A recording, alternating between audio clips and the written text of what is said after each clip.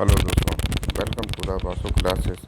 आज हम लोग बात करेंगे दोस्तों यूपी टेट सीटे तथा सुपर टेट की जो परीक्षाओं में बाल विकास तथा शिक्षा शास्त्र से जो प्रश्न पूछे जाते हैं उनके बारे में दोस्तों।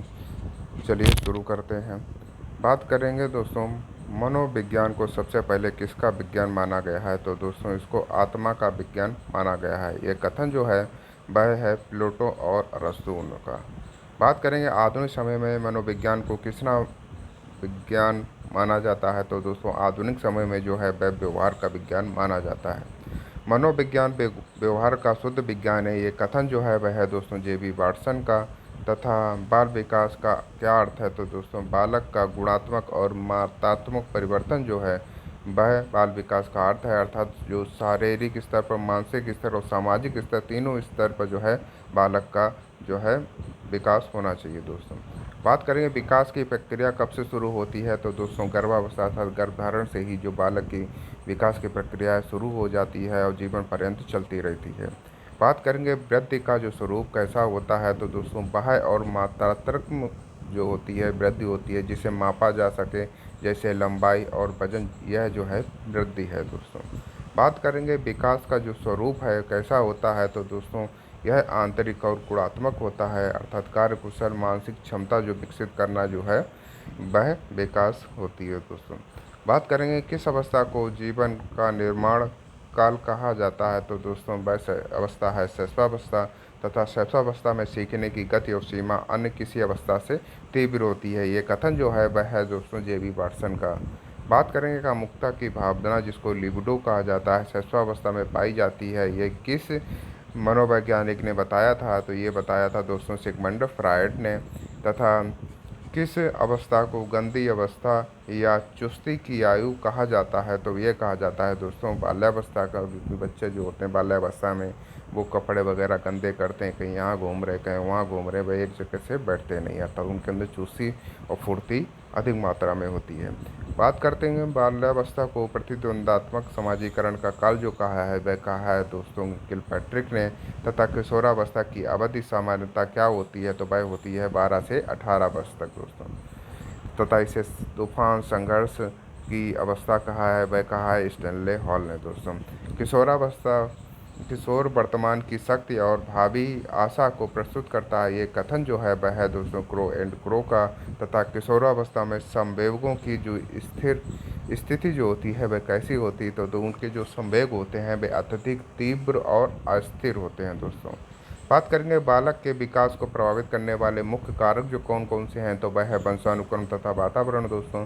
तथा समानता का नियम वंशानुक्रम में क्या बताता है? तो दोस्तों जैसे माता पिता होते हैं वैसे ही उनकी संतान होती है, समानता का नियम यह प्रदर्शित करता है दोस्तों। बात करेंगे प्रत्यागमन का जो नियम है वह क्या है? तो दोस्तों प्रतिभाशाली माता पिता की संतान का मंद बुद्धि होना या विपरीत इसके जो प्रतिभाशाली जो माता पिता होते हैं उनके जो बच्चे होते हैं वे मंद बुद्धि या बिल्कुल ही बेकार होते हैं, तो उनको कहा जाता है दोस्तों,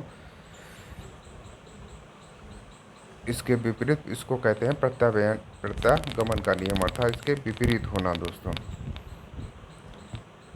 बात करेंगे अर्जित गुणों के संक्रमण का नियम जो है वह किसने दिया था? तो वह दिया था दोस्तों लेमार्क ने।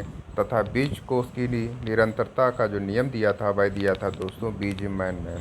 मटर के पौधों पर आनुवंशिकी का प्रयोग किसने किया था? तो दोस्तों ग्रेगर जॉन वेंडल ने जो है मटर के पौधों पर प्रयोग किया था। इन्हें आनुवंशिकी का जनक कहा जाता है दोस्तों। बात करेंगे मानव कोशिकाओं में कितने गुणसूत्र पाए जाते हैं? तो दोस्तों 23 जोड़े तथा 46 गुणसूत्र जो है मानव कोशिकाओं में पाए जाते हैं। तथा लड़का पैदा होने के लिए कौन सा गुणसूत्र जो होता है उत्तरदायी होता है वह गुणसूत्र है XY गुणसूत्र। तथा लड़की के लिए जो है वह होता है XX गुणसूत्र। बात करेंगे बालक का सामाजिकरण जो है वह कहाँ से प्रारंभ होता है? तो वह परिवार से ही बालक का सामाजिकरण प्रारंभ हो जाता है। तो तथा माता जो होती है बालक की प्रथम गुरु होती है। बात करेंगे प्रमुख सिद्धांत एवं प्रतिपादक से रिलेटेड क्वेश्चन के बारे में दोस्तों। संज्ञानात्मक या विकासात्मक जो सिद्धांत के प्रतिपादक कहे जाते हैं वह कहे जाते हैं दोस्तों जीन पियाजे, तथा इन्होंने अपने बच्चों पर ही प्रयोग किए थे दोस्तों। पियाजे ने बुद्धि को क्या माना है? तो इन्होंने पर्यावरण के साथ अनुकूलन करने की जो क्षमता माना है दोस्तों। बात करेंगे आत्मसातीकरण क्या है, तो दोस्तों जब नए ज्ञान में सीधे पुराना ज्ञान जोड़ दिया जाता है तो वह आत्मसातीकरण कहलाता है। लेकिन जब नई जानकारी में के कारण पुरानी जो जानकारी अर्थात स्कीमा है उसमें सुधार करके उसे कुछ चेंजमेंट या परिवर्तन किया जाता है तो उसको समायोजन कहते हैं। पियाजे के अनुसार इंद्रिय जनित कामत अवस्था की जो अवधि की बात की जाए तो वह है दोस्तों 0 से 2 वर्ष। तथा बालक किस अवस्था में प्रतीकों का प्रयोग करना लगता है, तो दोस्तों पूर्व संक्रियात्मक अवस्था जो होती है 2 से 7 वर्ष की अवस्था, इसमें जो है बालक जो है प्रतीक अतः जो सिंबल होते हैं उसके अनुसार जो है वह बोलने लगता है दोस्तों। अर्थात वह पानी के लिए अजीब सी वो हरकत करेगा, अजीब से प्रतीक बनाएगा, कहीं अंगूठा दिखाएगा, कहीं कुछ करेगा। तो इस प्रकार के जो है बालक जो है प्रतीकों का प्रयोग करना स्टार्ट कर देता है दोस्तों। बात करेंगे संरक्षण और पलटावीपन का गुण पियाजे की किस अवस्था में आता है, तो यह अवस्था है मूल संख्यात्मक अवस्था, जिसकी एज है वह है दोस्तों 7 से 11 वर्ष। तथा नैतिक विकास की 3 अवस्थाएं और 6 चरण किसने दिए हैं, तो वह दिए हैं लॉरेंस कोहलबर्ग ने। कोहलबर्ग के अनुसार हिंज की जो दुविधा, जो प्रसिद्ध हिंज कहानी है कोहलबर्ग की हिंज की दुविधा, वह किस पर आधारित है, तो ये दोस्तों नैतिक तर्कणा पर आधारित है। बच्चे समाज के साथ अंतःक्रिया करके सीखते हैं, ये कथन जो है वह है दोस्तों लेव वाइगोस्की का। तथा वाइगोस्की के अनुसार बच्चों के जो निक भाग, जो अंतः भाग कहा जाता है दोस्तों, वह क्या दर्शाती है, तो दोस्तों ये अपने स्वयं के कार्यों को निर्देशित और नियंत्रित करना दर्शाती है दोस्तों। बात करेंगे मनोसामाजिक विकास का सिद्धांत जो है वह किसने दिया था, तो वह दिया था एरिक एरिक्सन ने। तथा इन्होंने कुल 8 अवस्थाएं बताई हैं। तो पहचान या संकट जो है एरिक्सन की किस अवस्था से संबंधित है, तो दोस्तों ये किशोरावस्था से संबंधित है दोस्तों। बात करेंगे उद्दीपक अनुक्रिया सिद्धांत, इसको ESR थ्योरी के नाम से जाना जाता है। उसके जो प्रवर्तक हैं वह हैं दोस्तों एडवर्ड थॉर्नडाइक। तथा इन्होंने जो अपनी बिल्ली पर जो है प्रयोग किए थे। तथा थॉर्नडाइक के मुख्य नियमों में प्रभाव का नियम क्या दर्शाता है दोस्तों, जिस कार्य को करने में संतोष मिलता है उसे व्यक्ति जो है जल्दी सीख लेता है। प्रभाव का नियम यह दर्शाता है दोस्तों। बात करेंगे शास्त्रीय अनुबंधन में विलोपन क्या है, तो दोस्तों घंटी बजने पर भी बार बार भोजन ना देने पर लार का आना जो है वह बंद हो जाता है कुछ समय के बाद, यह जो है वह विलोपन है दोस्तों। बात करेंगे समीपता का जो अनुबंधन सिद्धांत है वह दिया था दोस्तों एडविन गुथरी ने। तथा क्रिया प्रस्तुत अनुबंधन में किस पर अधिक बल दिया जाता है, तो ये दोस्तों है अनुक्रिया और पुनर्वलन पर जो है अत्यधिक बल दिया जाता है। नकारात्मक पुनर्वलन का क्या कार्य है दोस्तों, किसी अप्रिय उद्दीपक को हटाकर अनुक्रिया को बढ़ाना जो है वह नकारात्मक पुनर्वलन का कार्य है दोस्तों। अर्थात यह जो है दंड नहीं देना बिल्कुल इसमें ज़रूरी नहीं होता है, यह दंड नहीं है दोस्तों। बात करेंगे अंतर्दृष्टि या सूझ का जो सिद्धांत है किस संप्रदाय की देन है, तो दोस्तों ये गेस्टाल्ट संप्रदाय की देन है। तथा अल्बर्ट बंडूरा के सामाजिक अधिगम के 4 चरण जो कौन कौन से हैं, तो वह हैं दोस्तों अवधान धारण करना, पुनः प्रस्तुतिकरण तथा अभिप्रेरणा दोस्तों। ये अल्बर्ट बंडूरा के 4 सिद्धांत हैं दोस्तों। बात करेंगे पदानुक्रम अधिगम सिद्धांत जो है किसने दिया था, वह दिया था एडवर्ड टालमैन ने दोस्तों। इसे गुप्त अधिगम या चिन्ह अधिगम के नाम से भी जाना जाता है। अनुभवजन्य अधिगम सिद्धांत के प्रणेता जो हैं वह हैं दोस्तों कार्ल रोजर्स। तथा सीखने का पठार क्या व्यक्त करता है, तो दोस्तों अधिगम में स्थिरता अर्थात जहाँ सीखने की गति जो है शून्य हो जाती है वह अधिगम का पठार कहलाता है दोस्तों। बात करेंगे अधिगम स्थानांतरण का द्वितत्व सिद्धांत जो है वह किसने दिया था, वह दिया था चार्ल्स स्पीयरमैन ने। बात करेंगे बुद्धि और व्यक्तित्व मापन से रिलेटेड क्वेश्चन के बारे में दोस्तों। बुद्धि का परमाणुवादी सिद्धांत या बालू का ढेर जो कहा जाता है वह किसे कहा जाता है, वह थॉर्नडाइक के बहुकारक सिद्धांत को कहा जाता है दोस्तों। बुद्धि का और खास जो सिद्धांत दिया था वह दिया था हैब ने। हार्वर्ड गार्डन के अनुसार अंतरावैयक्तिक जो बुद्धि है क्या है, तो दोस्तों दूसरे की इच्छाओं और प्रेरणाओं और भावनाओं को जो है समझने की जो क्षमता है वह अंतरावैयक्तिक बुद्धि कहलाती है दोस्तों। गार्डनर के अनुसार अंतरावैयक्तिक बुद्धि जो है वह क्या है, तो दोस्तों स्वयं की भावनाओं, शक्तियों और कमजोरियों को जानने की जो क्षमता है वह अंतरावैयक्तिक बुद्धि है दोस्तों। लेकिन बुद्धि का त्रिचापी जो त्रितंत्र सिद्धांत दिया था वह दिया था रॉबर्ट स्टर्नबर्ग ने। स्टर्नबर्ग के त्रितंत्र सिद्धांत के 3 भाग हैं दोस्तों, घटकी, स्व अनुभाविक और संदर्भात्मक बुद्धि दोस्तों। ये अर्फेन पिने ने पहला सफल बुद्धि परीक्षण जो है किस वर्ष किया था, तो वह किया था 1905 में। यह किया था थियोडोर साइमन के सहयोग से दोस्तों। बात करेंगे बुद्धिलब्धि शब्द का जो विचार है सबसे पहले किसने प्रस्तुत किया, वही प्रस्तुत किया था विलियम स्टर्न ने। इन्होंने प्रस्तुत किया था 1912 में दोस्तों। बात करेंगे किसी बालक की मानसिक आयु 12 वर्ष और वास्तविक आयु 10 वर्ष है तो उसकी बुद्धिलब्धि क्या होगी। तो यह सूत्र है दोस्तों, बुद्धिलब्धि बराबर मानसिक आयु बटे वास्तविक आयु गुणे 100। इसके अनुसार जो है उसकी बुद्धिलब्धि जो होगी वह हो जाएगी 120, अर्थात वह कुशाग्र तीव्र बुद्धि का हो जाएगा दोस्तों। बात करेंगे टर्मन के अनुसार सीमांत मध्यबुद्धि बालकों की जो IQ होती है वह होती है दोस्तों 70 से 89 के बीच, तथा अशाब्दिक या क्रियात्मक बुद्धि परीक्षण के किन के लिए उपयोगी होते हैं। तो दोस्तों यह जो होते हैं अनपढ़ व्यक्ति, गूंगे, बहरे और छोटों बच्चों के लिए जो है उपयोगी होते हैं दोस्तों। बात करेंगे RP अल्फा परीक्षण जो है किस प्रकार का परीक्षण था। तो दोस्तों ये सामूहिक शाब्दिक बुद्धि परीक्षण था। ये तथा आर्मी बीटा परीक्षण जो है किस प्रकार का परीक्षण था, ये सामूहिक अशाब्दिक बुद्धि परीक्षण था दोस्तों। जब आर्मी अल्फा परीक्षण की बात की जाए तो ये दोस्तों सामूहिक शाब्दिक बुद्धि परीक्षण था, लेकिन ये जो आर्मी बीटा परीक्षण था ये अशाब्दिक बुद्धि परीक्षण था दोस्तों। लेकिन व्यक्तित्व की सबसे प्रामाणिक परिभाषा जो दी थी वह दी थी दोस्तों GW पोर्ट ने, तथा व्यक्तित्व का मनोविश्लेषणात्मक सिद्धांत जो है वह दिया है दोस्तों सिगमंड फ्रायड ने। फ्रायड के अनुसार मन की 3 स्थितियां जो हैं वह कौन सी हैं। तो वह है चेतन, अचेतन और अचेतन दोस्तों। मानव व्यवहार का अधिकांश भाग मन के किस हिस्से में संचालित होता है, वह अचेतन में संचालित होता है, तथा ये कुल मन का जो होता है 9/10वां भाग होता है दोस्तों। इदम किस कार्य पर कार्य करता है दोस्तों, ये सुखवादी सिद्धांत पर जो है कार्य करता है, तथा परायम जिसको सुपर ईगो के नाम से जाना जाता है किस पर आधारित होता है। तो दोस्तों ये नैतिकता और आदर्शवादी जो सिद्धांत होता है उस पर आधारित होता है।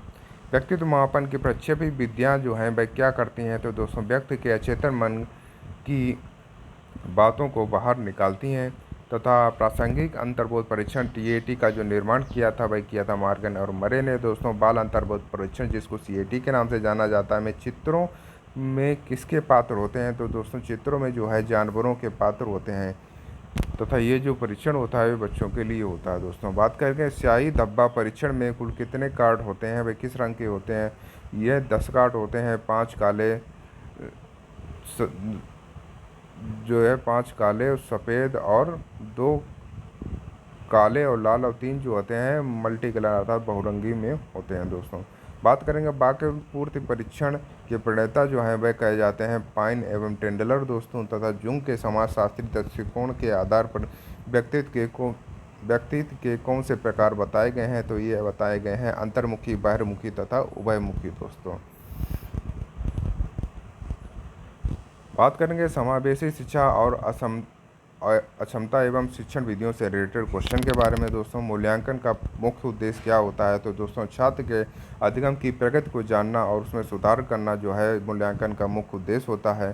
सतत एवं व्यापक मूल्यांकन में व्यापक शब्द का क्या अर्थ होता है। तो दोस्तों शैक्षिक और शैक्षिक दोनों क्षेत्रों का जो मूल्यांकन करना ही सतत एवं व्यापक मूल्यांकन कहलाता है दोस्तों। बात करेंगे रचनात्मक मूल्यांकन के बारे में। तो दोस्तों शिक्षण अधिगम प्रक्रिया के दौरान जब लगातार मूल्यांकन होता है उसको रचनात्मक मूल्यांकन कहा जाता है। लेकिन योगात्मक मूल्यांकन जो है यह सत्र के अंत में जैसे वार्षिक परीक्षा वगैरह होती है उस समय जो है अंक या ग्रेड दिए जाते हैं तो उसको योगात्मक मूल्यांकन कहा जाता है दोस्तों। बात करेंगे निदानात्मक परीक्षण का क्या कार्य है। तो दोस्तों छात्र की पढ़ाई में आने वाली जो कमियों वगैरह होती हैं उनको जो है त्रुटियों को पहचानना जो है निदानात्मक शिक्षण कहलाता है। लेकिन जब उन कमियों को पहचान कर और जो उनकी कमजोरियां हैं उनको दूर करने के लिए पुनः शिक्षण दिया जाता है तो उसको उपचारात्मक शिक्षण कहा जाता है दोस्तों। बात करेंगे समावेशी शिक्षा का मूल मंत्र क्या है दोस्तों। तो बिना किसी भेदभाव के सभी बच्चों को समान अर्थात विशिष्ट मंदबुद्धि सभी बालकों को एक ही साथ एक ही छत के नीचे जो शिक्षा देना है जो है समावेशी शिक्षा कहलाता है। सृजनात्मक बालकों का मुख्य लक्षण के बारे में बात की जाए तो दोस्तों जिज्ञासा और नवीन विचारों को सृजन करना ही है जो है सृजनात्मक बालकों का मुख्य लक्षण है दोस्तों। बात करेंगे अब सारी चिंतन जो है किससे संबंधित है। तो दोस्तों ये सृजनात्मकता से संबंधित है। टॉरेंस को किसका जनक माना जाता है। तो ये सृजनात्मकता मापन का जनक माना जाता है टॉरेंस को। बात करेंगे डिसलेक्सिया से पीड़ित बच्चों को किसमें कठिनाई होती है, तो दोस्तों पाठ पढ़ने और शब्दों को समझने में जो है कठिनाई होती है। तथा डिस्क्राफिया विकार का जो संबंध है वह है लेखन कौशल से दोस्तों, इसमें लिखने में कठिनाई होती है। डिस्कैलकुलिया का जो संबंध है वह है दोस्तों गणितीय गणनाएं करने में असमर्थता से दोस्तों, अर्थात जो कैलकुलेशन वगैरह में जो प्रॉब्लम आएगी वह होती है दोस्तों डिस्कैलकुलिया से रिलेट करते हैं। आप बात करेंगे ADHD से पीड़ित बच्चों की क्या पहचान होती है, तो दोस्तों भाई एक जगह पर जो है टिकट नहीं बैठ पाते हैं और उनका ध्यान जो है वह भटकता रहता है, वह ADHD से पीड़ित बच्चे कहलाते हैं। दोस्तों बात करेंगे वंचित वर्ग के बच्चों में कौन शामिल है, तो दोस्तों अनुसूचित जात, जनजात और आर्थिक रूप से जो पिछड़े बालक होते हैं वह वंचित वर्ग के बच्चों के अंतर्गत आते हैं। तथा ब्रेल लिपि की जो खोज की थी वह की थी दोस्तों लुइस ब्रेल ने। यह 6 बिंदुओं पर आधारित है तथा यह दृष्टिबाधित तथा जो नेत्रहीन बच्चे होते हैं उनके लिए होती है। दोस्तों बात करेंगे प्रतिभाशाली बालकों की शिक्षा के लिए सबसे उपयुक्त जो विधि मानी जाती है वह है संवर्धन और गतिवर्धन योजनाओं तथा किंडरगार्टन विधि के लिए प्रतिपादक कहे जाते हैं, वह कहे जाते हैं फ्रेडरिक फावलेर। दोस्तों इसे बालवाड़ी या बच्चों का बगीचा भी कहा जाता है। दोस्तों बात करेंगे मॉन्टेसरी विधि का जो विकास किया था वह किया था डॉक्टर मारिया मॉन्टेसरी ने। ये ज्ञानेंद्रियों के प्रशिक्षण पर बल देती है दोस्तों। तथा ह्यूरिस्टिक विधि का मुख्य सिद्धांत है वह दोस्तों है छात्र स्वयं एक खोजकर्ता के रूप में सीखता है। ज़्यादा ह्यूरिस्टिक विधि या खोज विधि की बात की जाएगी तो वह खोजकर्ता के रूप में बालक जो है वह खुद ही सीखता है। दोस्तों बात करेंगे परियोजना विधि के जो जनक हैं वह हैं विलियम हेनरी किलपैट्रिक। दोस्तों योजना परियोजना के दोनों के नाम आ जाता है दोस्तों है विलियम हेनरी किलपैट्रिक। बात करेंगे सूक्ष्म शिक्षण, जो इसका माइक्रो टीचिंग का मुख्य उद्देश्य है दोस्तों छात्र अध्यापकों में शिक्षक कौशलों का जो है विकास करना। बात करेंगे NCF 2005 के अनुसार ज्ञान को किससे जोड़ा जाना चाहिए, तो स्कूल ज्ञान को बाहरी जीवन और व्यवहारिक ज्ञान से जो है जोड़ा जाना चाहिए। बात करेंगे RTA एक्ट 2009 के तहत प्राथमिक स्तर पर एक शैक्षणिक वर्ष में न्यूनतम कितने कार्य दिवस अनिवार्य हैं, तो दोस्तों 200 कार्य दिवस और 800 घंटे जो है अनिवार्य हैं प्राथमिक स्तर पर।